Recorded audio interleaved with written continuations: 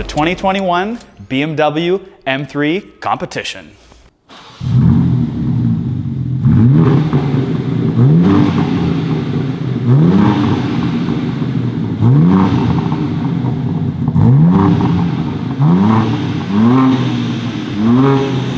You guys listen real close.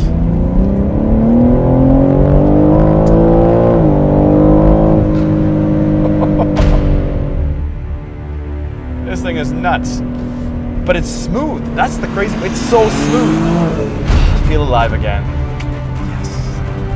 And I just sold my R8 last week, so yes, I'm yearning for this thing. It's only been a week, but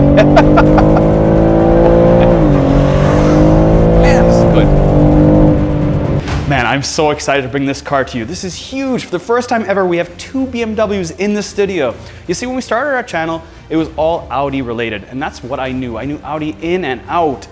But yes, we've broadened our horizons. We make about 1 million views a month. That's crazy. Thank you to all you guys that watch us. Now we have a 2021 M3 competition right here, and look what we have in the back. Yes, there's so many videos we could make with this thing. That, I think you guys know what it is. Anyways, let's get the meat and potatoes. This thing right here, I've been waiting for a long time. You see, I used to have an E36 M3 and I loved the way it handled. And I haven't been with BMW in a really, really long time. But this is a big one because they stopped making that in 2018 and we're in 2021 now, which means people that were waited 3 years. You see, this thing competes against more than just the RS5 Sportback. This thing competes against the M340, which we reviewed. It competes against that. And it also competes against anybody who cares about design. But the most important two things that this thing offers that no other M3 offered ever, yes, they're making this thing in a wagon. Yes, an estate. Yes, a touring.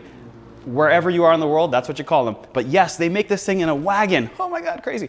And yes, they still make it in manual. But the second part that's crazy is you can get this in X-Drive. All-wheel drive. They're making an M3 that's all-wheel drive. Yes. And of course, in typical BMW fashion, they make things complicated by offering you a base version in manual only. And this is a competition. You see, this is the most unique M3 that we could find. And man, am I excited to review it. I already said that, but yes, why do you offer a manual transmission in a base car with less horsepower and then a competition with more horsepower, but not a manual, only available in an 8-speed automatic ZF transmission? I want to give a big shout out to Sarnia BMW for letting us borrow this 2021 BMW M3 competition. That is a big risk for dealerships to take a chance on us. So we would love it if you guys subscribe, hit the like button, comment below, notification bell, all that fun stuff, because that way, that gives us support, we can get more cars. It's on you. BMW is smart. You see, this is what they do. They offer you a 4-wheel drive or an X-Drive, and they give you 3 different modes. They give you the 4-wheel drive, a 4-wheel drive Sport, and a 2-wheel drive. That really opens up this car because now it becomes a car for everyone, not just a car for the enthusiasts, except controversy over here. Now, obviously, all over the internet, this thing is plagued with different people's opinions, and don't worry, you're not gonna hear none of that in this video because I already made a video about this front grille. Actually, 10 hours of it. So if you guys have the time, you can jump on our second channel because everybody's doing it. It's called More Accelerate. And yes, 10 hours of me talking about this grille. These are the first cars in history that will look better after getting in a front-end collision. Now, before I take a deep dive on the visual specifics of this M3, I want to talk about choices. You see, Germans give you all the choice in the world, except if you want a base one, as I mentioned, you can only get manual. That makes 473 horsepower. And yes, it does go from 0 to 60 in 4.1 seconds. You see, this competition does 0 to 60 in about 3.9 seconds, and it makes 503 horsepower. But not only that, it's options. You see, this competition gives you some options that you cannot get in a base car, like a whole host of things. The staggered setup goes from 18s and 19s, now it becomes 19s in the front and 20s in the back. You also get black everything. You get a rear black spoiler. You actually get double arm side mirrors. You get traffic jam assist up on the windshield. You get M seat belts on the inside. You get changed mirror caps. You get a black rear apron, which is the lower part near the exhaust. You also get completely different competition M3 badging that's different than the regular one. It's all black. So basically this thing is all blacked out or murdered out. You get a front black lip spoiler instead of being color matched, although you can get it color matched because BMW gives that option. And you also get black chrome exhaust tips. So yes, that's a whole host of things. You get more power and all that for like $3,000. And that's just your base choice. You see, $3,000 obviously doesn't sound like a lot of money, and it isn't when you're buying something like this. Except this is where they make the money, and that's packaging. You see, they have three main packaging. They have a premium package, which is pretty typical across Germans, and that basically gives you your necessities that you feel like you want in a car like this. So it's like laser lights, 360 camera, heated seats in the front and heated seats in the back, and a whole host of other features that you'd want to buy in a BMW M3. You see, premium packages in German cars are something that you sort of just get as an option. It's kind of a standard thing you just buy because, well, without it, the car feels kind of empty. But the second package that's available in this M3 is something called a carbon package. Now that includes a ton of stuff, but mainly these seats, because these seats are out of this world. Check out these seats. But lastly, they actually have something called an ultimate pack, which basically combines it all and adds a few things, like a display key, which basically you can see your car on the key. Pretty cool. I don't have it in this specific one, but it includes a display key, gesture control, and it's got a driver recorder. So if you want all that stuff, you basically just get the ultimate package, because you're ultimate driving machine. So if we talk about the aesthetics on the front here, we do have the BMW laser lights right here. It says it right on it, BMW laser lights. But if we get down here, this does have a seamless vertical front grille. Now, two of them obviously, but they are horizontal. The actual fins are horizontal. Compared to the last generation, it's obviously a lot smaller, but they're vertical, not horizontal. The other piece I noticed is that in Europe, you do have a pretty long front license plate that actually splits it up into the upper and a lower. It's not as sort of glaringly obvious in Europe than it is in North America. One thing that is kind of obvious when you notice it, sort of sticks in your mind a little bit, is the radar. You see it's sort of put down here, and Audi's sort of the same thing. They have to put it in a spot in the front, so trying to find a way to put it. If I was BMW, I'd have two small ones, so at least it looks more uniform, like the grille that it is. Now it does have sculpted hoods, and it also does have a front camera hidden right there. So sort of neat touches. This one does have the carbon fiber trim, so it does have carbon fiber on the inserts here on the grille. Kind of nice. It is sort of a, we won't get in the grille, but I do like parts of it from different angles. I don't think it's as bad as people say it is, and in person it does look a lot better. Damn! Cool part, they do tell you this is an individual BMW color, and that is called Signal Green. So for those that are looking at getting an individual color, this is it, Signal Green. It is sweet, love it. Whoever decided to build this car, and by whoever, I mean BMW Sarnia, thank you very much for letting us borrow this 2021 BMW M3. We are so grateful. Hope you like this video. Nonetheless, Signal Green, good choice. If you take a look at the engine, you'll see how this engine does sit higher. It does sit a little bit back, but there's definitely no room in here. This engine is crammed in here. And look at the cross bracing all the way through. Amazing, amazing. And yes, of course, aluminum hood.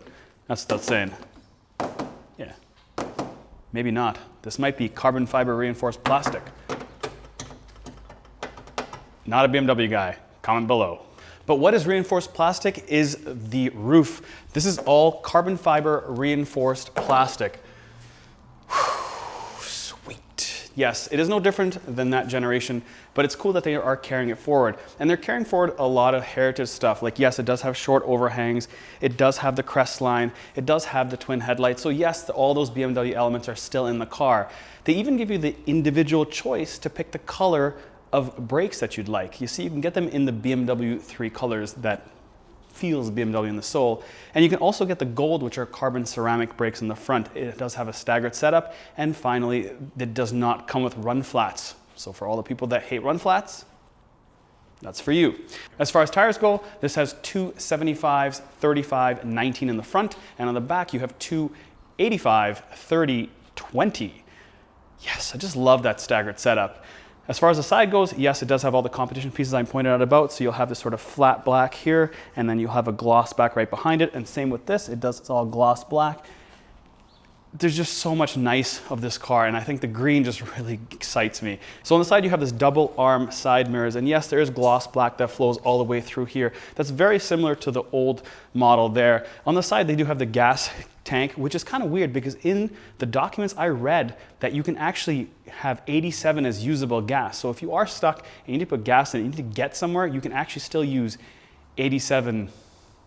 Yeah, crazy. As far as suspension goes, it does have the M adaptive suspension, and it also does have an M rear diff.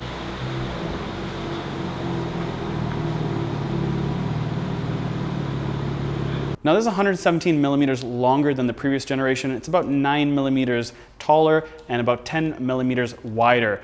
Now you can't really tell too much, but it does look sort of like the similar size to sort of the older generation M5, maybe a hair smaller, but I can definitely tell the part that appeals to me the most is right here. I love the wide bodiness of it. It's really just wide body and these big wheels in the back, and the offset's awesome. This is something BMW does so well, is the design of the, yeah. Now as far as the back goes, this is very similar to the M340 we designed. Now this does have the carbon package, so it does have sort of all the carbon here, and it does have these awesome quad exhaust. They are mean.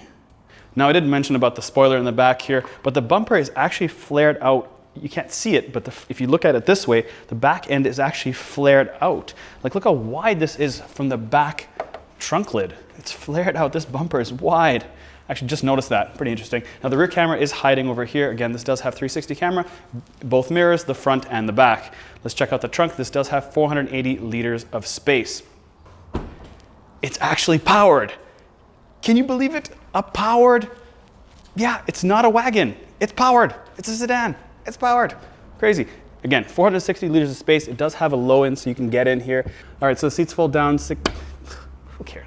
I don't care about it. Let's go in the car. There's way more exciting stuff inside than the trunk. Let's go. All right, so I'm in the back of the 2021 BMW M3 competition.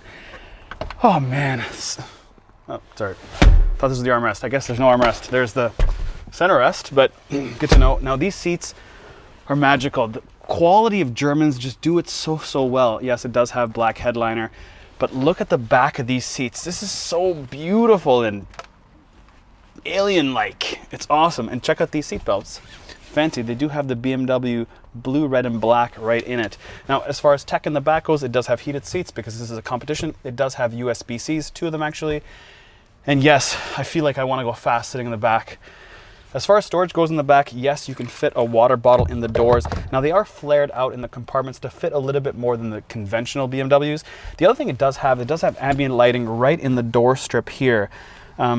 The one piece though that you'll notice when you're in the BMW is that you can pick one with or without a sunroof. This specific one, obviously because it does have the carbon, does not have a sunroof. It does, on the other hand, have an amazing interior. Let's go to the front. Yes, bucket seats. Oh, amazing. I remember when I used to have the E36 M3 with the Vader seats, they were nice and buckety and tight. These things are on another planet. So would I suggest getting these seats over the regular normal seats? Yes. Oh my God. These things even have handles in the seat to hold you. And yes, these seats are not fixed like the Audi R8 as an example. If you get fixed seats, the bottom only slides backwards and forwards. You only have a certain fixed position. This thing, yeah, it's powered. This thing goes back power, and the bottoms go backwards and forwards power, so it's all powered. And it actually still does squeeze you in, depending on your body size. So yes, it works all the way around. It's not just a looking seat. I love it. I love these seats. Anyways, as far as interior trim goes, you can get 4 different versions. This is the carbon fiber trim. You can get an open pore wood, and you get 2 types of aluminum. As far as the seats, as I mentioned, you can get 4 different versions as well. You can get Yas Marina blue interior, which has this yellow strip here. You can get Kailana orange. Hopefully I'm sounding that right. You can also get Silverstone gray, and of course all black, which is what this is. This is all black, everything. The front, because we've reviewed the M340i, this dash was in that, so that was pretty standard to me. It does have some M pieces, but the steering wheel has nice long paddle shifters. Yes, they are made it to an 8-speed, and that is because they are trying to expand their buyer's market, as well as they also offer it in an all-wheel drive, as I mentioned. So that kind of makes sense to me why they have an 8-speed ZF transmission and not a DCT. A lot of the M3 guys are like, we want the DCT. And I understand because, again, it's about sales. They need to sell these things, and they'll sell it to guys like me who have families, and the wife thinks it's too shirky when you get a DCT. So they were like, you know, make it a bit more luxurious. And speaking of luxury, they have something called galvanic controls, which is basically plastic that has this sort of steel looking material on top of it. So everything looks steel, but it's plastic, but it's called galvanic control. So that's the style of it, and it actually feels pretty decent. It doesn't feel like plastic. It has a bit of a sort of a weighty feel to it. I'm so excited. I'm so excited. I'm also excited that this is not piano black all the way, because this trim is, as I mentioned, all the way through the car. It's in the center console pretty much mainly. If it was piano black, there'd be a lot of fingerprints, so don't get piano black if you do get an M3. And it's also on the dash here. But the cool pieces about an M car is it tells you M everywhere you look. You see in the dash it says M. The colors of the temperature are blue, white, red, BMW colors. The steering wheel right in front of me. The shift knob has BMW M stitching all the way through, and this M logo that has a stitching all the way around, and this M logo that's embossed. It says M3 competition right here. It just makes me feel, oh, I forgot about the seatbelts. I mentioned in the back, but yes, look, I got them in the front as well. Like a kid at a candy store.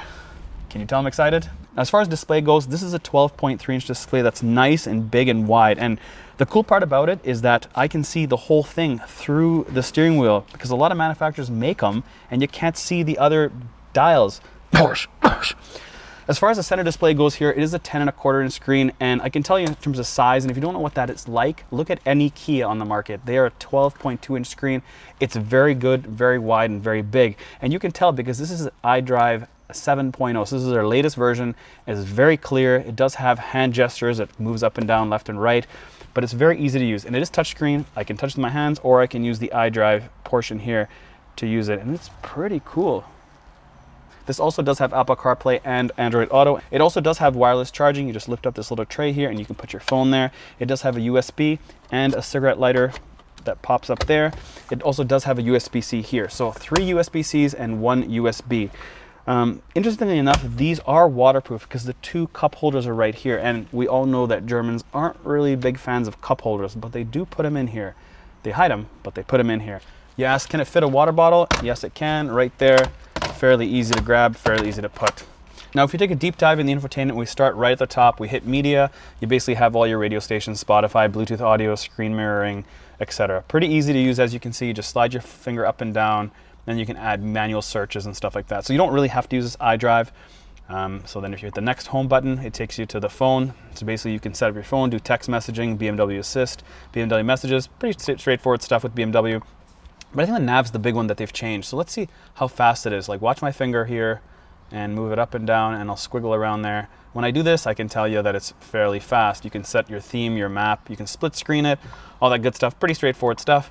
But really, we're here for the M menus because this is where the meat and potatoes is at. So let's hit the M menu here, and boom. You can configure your M button. So you have specific M buttons for you. So you can configure it by holding this down. You can see it there, and I can set up. So let's configure it, and I can change it. So let's go. So I can change from engine to sport, and I can make it Sport Plus, the transmission, different sequential speeds, high shifting, that kind of stuff, the chassis, the steering, the brakes, your DSC, and of course, your traction control. So you can set how much traction you want to set. Mind-boggling. That is nuts. And of course, the only way to change that is to shut off traction control. So let's shut up DSC off. Yes, we want to deactivate it, and this is where I can change the M traction control, and I can pick how many increments of traction I want to set up to 10. Amazing. And yes, that is because this does have a drift analyzer. That's awesome. This is part of BMW's M Drive Professional, which basically allows you to set how much slip you want at each given wheel. So the most important piece here is the drift analyzer. So let's hit it, and you can see that you can set a lap timer of how long you hold your drift. That is crazy. How many laps you have, the distance covered. There's so much good stuff here. There's not many cars in the world that give you a drift analyzer that you can see how long you've drifted, how many drifts you've done, your total distance of drifting, and your possible drift distance, and your understeer, and the angle of your drift. That is nuts. Obviously, we're on the road. We can't use it, but it's cool to have. Anyways, that's a lot of talking. I want to get this thing on the road. Dying to drive it. Let's go.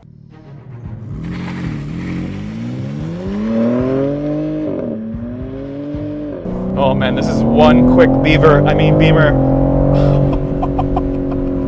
Now BMW keeps making vehicles bigger and longer and heavier. Now this weighs about 3,850 pounds. The old generation weighed about 3,500 pounds. And yes, they're making them bigger and heavier, but this is 0.1 second faster than the old generation in a manual and 0.3 second faster in the 8-speed tranny now in the automatic. But I get it. It's the enthusiasts want smaller, lighter, and they're just keep making them heavier and bigger, but that's just the way the world is moving. It's moving in that direction. And remember, it's all about sales. If they don't sell these things, well, then they're not going to make them for us. So yes, thank God they've given us a manual transmission. And yes, thank God we have all this tech, because we're going to use it at some point in the future, or maybe not, who knows. But they have it and we get it on the throttle. I just feel so safe and planted, even though the back end does squiggle a little bit. It just listen to that thing. Now, in this color, it is, let me turn this down a little bit. In this color, there's no doubt this is like heat score 101. Like everybody can see you, everybody stares at you. It's wild, but it's so nice and it makes you want to get a wild, crazy color, and they offer it. That's the best part. So let's talk about transmissions. Transmissions go from least desirable to most desirable in this order. First up is torque converter, which is what we have here. But they've got a lot better over the years. They shift a lot faster and they're just a lot smoother. The next up is DCT, which was the last generations. And then up is manual. So BMW covers the manual and the torque converter. And that kind of makes sense, because from a marketing and sales standpoint, you want to sell as many cars as you can and keep them sort of rare, unique, and still keep your original base, which they do that with these crazy seats, these crazy colors they sell in, all the settings you can adjust, the drift analyzer. They're like, we'll give these hard driver fools, folks, something to love. And they've given you that. They've given you all those toys. And for those that have partners that don't want a stiff, firm car because it's too bumpy, and they don't want to come for a drive with you because it's too bumpy and it's too loud, too noisy, they give you all that stuff to make it soft, comfortable, and all the good things. But don't take my word for it. Listen to how this thing shifts, okay? Listen.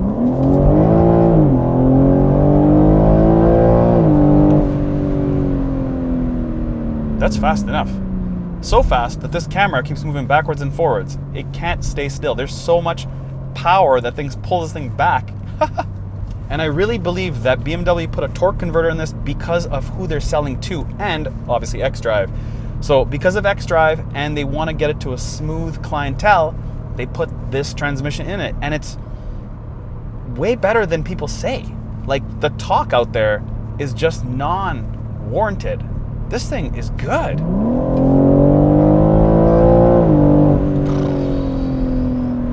It's nice, handles well, sits firm on the ground. Obviously, it is a BMW M3.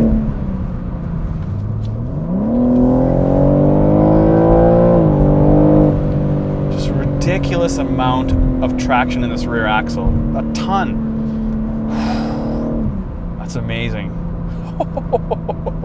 So the only downside I can find out of this motor that makes 125.3, I might add, brake horsepower per liter. That is huge. Honda S2000 type stuff, which had like huge press because of that power it made out of the motor. Anyways, the only downside I can find out from all that is the fact that this car has a 59-liter gas tank, which means you're gonna fly through fuel.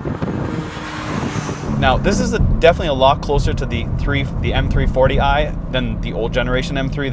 There's like no comparison at all. Those cars, that and this, the M340i is definitely closer to this than the old generation M3. But there's just something about an M car, man. I don't know who goes on the internet and complains about ZF transmissions and all that stuff. Yes, you got to say something, I guess, in the world, because this is good enough. It's great enough. It's great enough for me. So even though, yes, this is an automatic, the fact that the shifter actually glides in position like a manual. You go forward, back, and then neutral is this way, and reverse is up and over and up. Oh, amazing. Not this whole like park, reverse, neutral, drive. Boring. This is where it's at. All right, Mike, well, how about day-to-day stuff? How is this on a day-to-day basis? Well, Right now I'm in efficient, comfort all the way through. And again, I always like to drive all my cars with the lightest of steering wheels and everything else on aggressive. And that's usually how I've been driving them. But for this exercise, I've got everything on efficient and comfort and quiet, and the only thing I can hear, this drives like a normal car, the only thing I can hear is the tires. And that's because they're ultra sticky tires. These are like one step beneath our compounds. There's the stickiest tire you can get. That's the only thing you have, but that's across the board in any supercar or cars that make supercar type numbers. Again, we're not talking hypercars, supercars. And yes, you can get manual. And yes, you can get four-wheel drive. And yes, you can shut the four-wheel drive off. And yes, you've got a drift analyzer that analyzes your drift, that critiques you for drifting. Like, yeah, I'm drifting, but I'm critiquing you for drifting. And to anybody that whines and complains in the comments, I will tell you this. Benz is making a 4-cylinder from their C63. A 4-cylinder. This ain't no 4-cylinder. And the CEO of BMW was like, we are not dropping our 6. Our inline 6 is here to stay. And that's a good choice.